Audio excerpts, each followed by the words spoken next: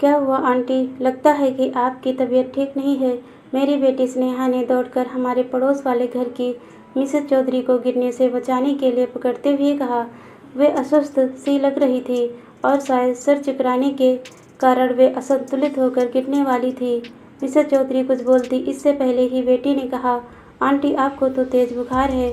Chaudhary uncle कहाँ हैं? चलिए हम आपको अस्पताल ले जाकर डॉक्टर को दिखाते हैं। मिसेज चौधरी कुछ बोल न सकी। उन्होंने अपने घर की ओर इशारा किया। इतने में ही चौधरी जी स्नेहा की आवाज़ सुनते ही अपने घर से तेजी से दौड़ते हुए आए।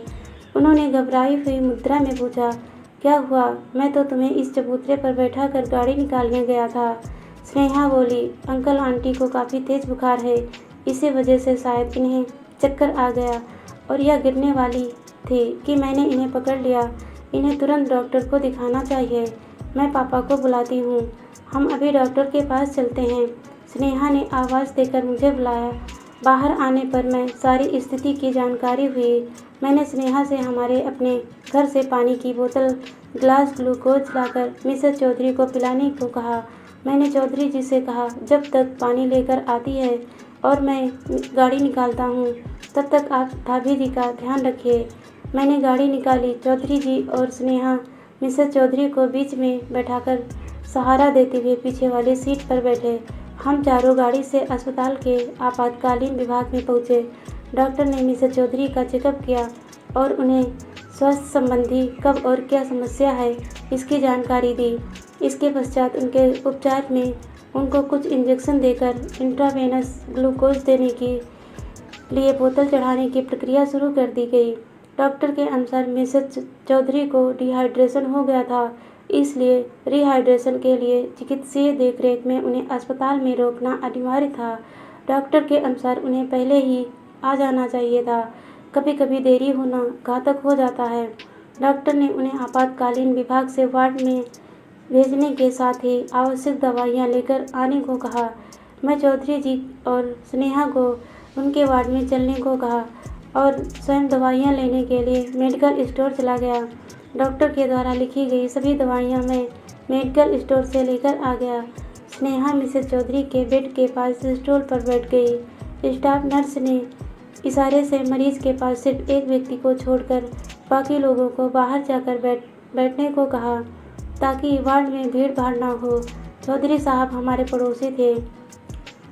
उनको और उनकी पत्नी को अपनी अमीरी पर बड़ा ही गर्व था। हमारे साथ वाले परिवारों से वे बातचीत करने में अपना अपमान समझते थे। बातचीत और व्यवहार से प्रायः वे लोग यही प्रदर्शित करते थे कि उनके पास सब कुछ है और उन्हें कभी भी किसी की मदद की आवश्यकता नहीं पड़ेगी। वे पैसा फेंको तमाशा देखो वाले सिद्धांत को मानने वाले थे।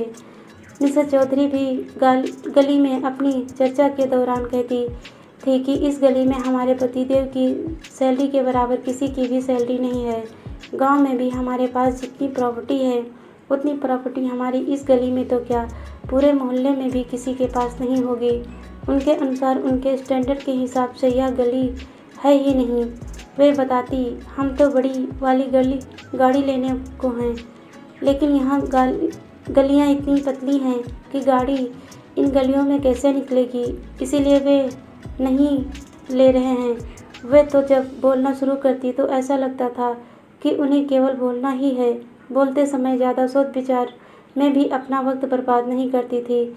अपनी अमीरी का यशगान करने में शायद उन्हें बड़े ही आत्मिक सुख की अनुभूति होती थी।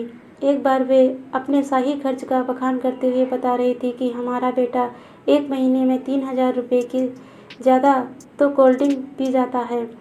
तब स्नेहा ने उनसे कहा था, आंटी 10 रुपये प्रति बोतल के हिसाब से 3000 की 300 बोतलें हुई। एक महीने में 30 दिन होते हैं, इस हिसाब से एक दिन में 10 बोतलें उनके हिसाब में आती हैं। आपका बेटा एक दिन में ये 10 बोतलें कैसे पीता है? 24 घंटे में कितने घंटे सोता है, कितने घंटे जागता है? 10 बोतल रोज़ ख़त्म करने के लिए उसने अपना क्या रूटीन तय किया हुआ है? अगर वह इतना कोल्ड ड्रिंक पी लेता है तो यह उसके स्वास्थ्य के लिए भी यह बहुत ही नुकसानदायक है। योग गुरु स्वामी रामदेव जी तो कहते हैं कि ठंडा मतलब टॉयलेट क्लीनर। मिसेज चौधरी ने झूठ पकड़े पकड़े जाने पर भी झेपना तो सीखा ही नहीं था। ऐसे मौक़ों पर भी मुस्कुराते हुए अपने घर के अंदर घुस जाती थी। वैसे वे तो आसपास लोगों से बात करना भी अपनी प्रतिष्ठा के खिलाफ समझती थी। सामान्यतः किसी से भी बात तभी करती थी जब उन्हें सेखी बघारनी होती थी। आसपास के लोग उनकी इस आदत से भली-भांति परिचित थे। तभी तो जब वह अपनी हाँक रही होती थी तब उनकी बात को कोई गंभीरता से नहीं सुनता था।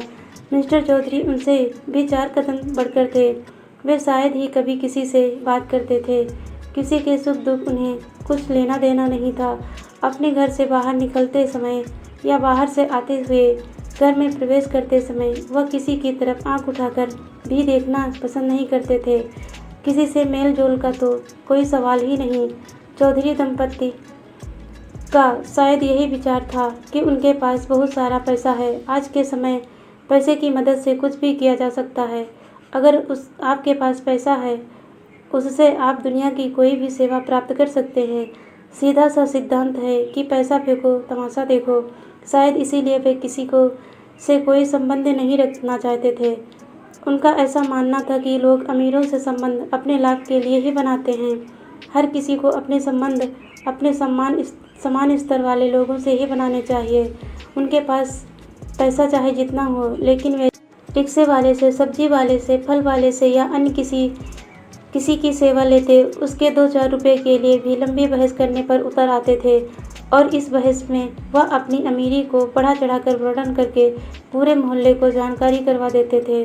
बहस करते करते वे गाली-गलौज और झगड़े पर उतर आते थे और इस क्रम में एक नहीं बल्कि अनेक बार उनकी पिटाई भी हो चुकी थी। मोहल्ले का कोई भी आदमी उनके झगड़े के बीच कोई समझौते की बात या उनका पक्ष लेने की जहमत नहीं उठाता था, क्योंकि उनके व्यवहार सभी लोग भली-भांति परिचित हो चुके थे। अपने बच्चों के साथ भी उनके संबंध मधुर नहीं थे। बेटी शादी के बाद दूसरे शहर अपने ससुराल चली गई। उनका इकलौता बेटा शहर में कहीं दूर किराए पर रहता था। बच्चे केवल त्योहार आदि पर आते थे। शायद उन्हें अकेले रहने में ही ज़्यादा शांति और संतुष्टि का अनुभव होता था। पहले जब बच्चे साथ रहते थे तो बच्चों को डांटने-फटकारने की उनकी आवाज़ अक्सर सुनाई देती रहती थी। बच्चों के जाने के बाद उनके घर पर काम करने के लिए जो कोई बाई आती थी, उसके काम में मीन मेख निकालना उनकी आदत थी। अक्सर वे उसे डांटने के बहाने ही तो अपनी अमीरी का यशगान करके संतुष्टि का अनुभव करते थे, क्योंकि लोगों से उनकी बातचीत ना के बराबर होती थी और आसपास के लोगों को उन्हें अपनी यशगान करने का सामान्यतः अवसर ही प्राप्त नहीं होता था। इमरजेंसी के बाहर मेरे साथ बैठे हुए चौधरी साहब आज बेहद गंभीर और गमगीन लग रहे थे। शायद उनको आत्मग्लानि का अनुभव हो रहा था। उनके चेहरे की भावना से स्पष्ट था कि वे बेहद परेशान हैं। उनके कंधे पर मैंने ज्यों ही हाथ रखा तो वो फपक कर रो पड़े। मैंने उन्हें धैर्य बंधाते हुए कहा, चौधरी साहब, आप बिल्कुल चिंता ना करें। हम सब तन मन धन सहित आपके साथ हैं। आपको किसी भी प्रकार की चिंता करने की आवश्यकता नहीं है। भाभी जी जल्दी ही ठीक हो जाएंगी। जैसा कि डॉक्टर भी कह रहे थे कि हम लोग उन्हें सही वक्त पर ले आए हैं। देर हो जाना घातक हो सकता था। इतना सुनते ही वह फूट-फूट कर रोते हुए कहने लगे, हम दोनों का व्यवहार आप लोगों के साथ मधुर नहीं रहा, लेकिन फिर भी आपने हमारी उन गलतियों की तरफ ध्यान न देकर हमारी मदद की है। इस समय आप लोग देवताओं की तरह हमारे रूखे व्यवहार को ध्यान में दिए बिना हमारी सहायता में लग गए। हम आपके आजीवन शुक्रगुजार रहेंगे। मैंने सत्तावना देते हुए उनसे कहा, आप नाहक ही अपराध बोध के लिए बैठे हैं। हम लोग तो ऐसा कभी नहीं सोचते। आजकल सभी का समय बहुत ही कीमती है। हर आदमी अपने काम में व्यस्त है। आखिर हम एक दूसरे के पड़ोसी हैं। हमारा आपका सबसे निकट का संबंध है। हमारे पड़ोसी एक दूसरे के सुख दुख में जितनी जल्दी भागीदार निभा सकते हैं, इतना जल्दी कोई दूसरा नहीं निभा सकता। हमारा या आपका कोई निकट संबंधी जब जानेगा तभी तो आ पाएगा, और जानने के बाद भी उसे हमारे पास कितना समय लगेगा यह भी परिस्थितियों पर ही निर्भर करता है। आज हमारी समझ में आ चुका है कि आदमी का काम आदमी से ही होता है। अगर इस समय आप लोगों ने मदद ना की होती तो मैं अकेले इसे कैसे लाता, और अगर देर हो जाती तो न जाने क्या हो जाता। इंसान की जान अमूल्य होती है, इसकी पैसे से तुलना नहीं की जा सकती है। मानवीय मूल्यों की कभी भी पैसे से तुलना नहीं की जा सकती है। चौधरी जी के मन से पश्चाताप की ज्वाला शांत नहीं हो रही थी। मैंने उन्हें इस विषय से पूरी तरह निश्चित और शांतिपूर्वक धैर्य धारण कर पूरा ध्यान भाभी जी के स्वास्थ्य की ओर लगाने के लिए कहा। जब मैंने उनसे यह जानने की कोशिश की कि इतनी गंभीर समस्या अचानक तो नहीं आ सकती, तबीयत कई दिनों से खराब रही होगी, तब उन्होंने बताया कि पिछले 1 हफ्ते से इसने काम वाली बाई को डांट कर भगा दिया। तबीयत खराब होने के बावजूद यह काम करती रही। मेरे पास भी इसे डॉक्टर को दिखाने का समय नहीं था। आजकल बेटे से बातचीत बंद है, इसीलिए उसे भी खबर नहीं की गई। पिछले 3-4 दिन से लूज मोशन आ रहे थे। कल सुबह से हल्का और बाद में तेज बुखार हो गया। शाम को भी तबीयत खराब लग रही थी, पर बहुत ज़्यादा नहीं। रात में करीब 2 बजे तबीयत कुछ ज़्यादा खराब होने लगी थी, लेकिन इतनी रात में ले जाना संभव नहीं लगता था। सवेरे तक जो हाल हुआ, उसके हिसाब से इसे मैं अकेले कैसे लाता। स्नेहा ने जिस समय इसे पकड़ा था, उस समय उसकी हालत को देख कर तो मेरे हाथ पाँव ही फूल गए थे। आज मैं यह जान चुका हूँ कि सच्ची दौलत आपसी सहयोग संबंध ही है, बाकी ये धन संपत्ति सब गौड़ है। मैंने उन्हें अपराधबोध से पूर्णतः मुक्त कराने के उद्देश्य से कहा, आप इन सब चीज़ों को भूल जाएं और बीती ताही विसारी के आगे ही सुधि ले, क्योंकि वे क्षण जो दुख दें, उन्हें भूल जाना ही श्रेयस्कर है। देखिए वार्ड बॉय शायद हमें बुला रहा है। चौधरी साहब मेरे साथ वार्ड बॉय की ओर बढ़ चले। धन्यवाद दोस्तों।